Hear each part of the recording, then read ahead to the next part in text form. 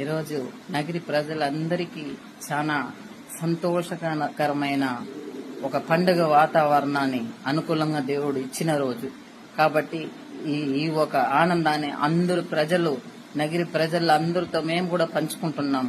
ఏమంటే 10 సంవత్సరంగా నగిరికి పట్టిన శని పీడ విరగడైన రోజు కాబట్టి అందరూ ఆనందంగా ఉన్నాం. ఈ శని ఎప్పుడు వైఎస్ఆర్ పార్టీకి ఈ రోజు అడుగు పెట్టిందో అప్పుడే పార్టీకి కూడా శని పట్టిందని చాలా బాధ మాకు. దీనికి టికెట్ ఇవ్వకుండా ఈసారి తరిమునుంటే వైఎస్ఆర్ పార్టీకి ఇంత పరిస్థితి వచ్చుండేది కాదు.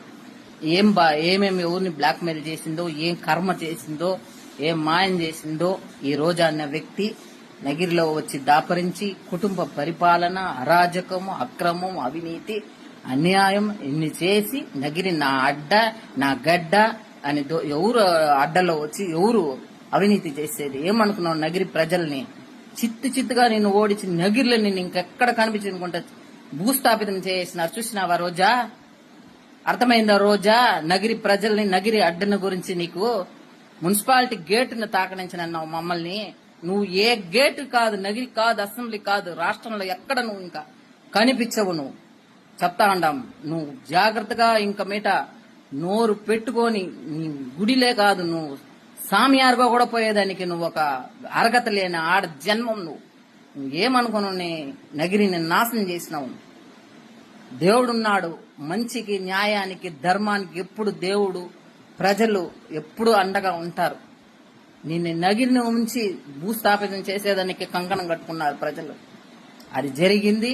ఇంకా నగిరి మంచి ఒక బాటలో నడుస్తుంది. అన్నా తమ్ముళ్ళుగా అందరూ ఐకమత్యంగా ఒత్తుముగా ఉంటారు.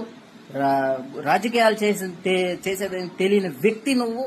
అందరిని విరోధాలు చేసి ఎవరితో మాట్లాడకూడదు, ఎవరు పోకూడదు, ఎవరు రాకూడదు అన్న ఒక కర్మమైన ఆడదాన్ని తెచ్చి నగిరిలో పెట్టుకొని మేమెంతో తప్పు చేసినామని ఎప్పుడో మేమందరూ తెలుసుకున్నాము. అందుకే నేను తరిమి కొట్టాలని కంకణం కట్టుకుని నేను ఈ రోజు భూస్థాపితం చేసినాము. రోజా, అర్థమైందా రోజా?